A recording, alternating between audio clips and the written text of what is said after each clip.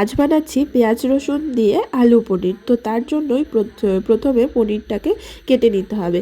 আর এই পনিরটি কিন্তু আমি পুরোপুরিভাবেই বাড়িতে তৈরি করেছি দুধ কিনে এনে।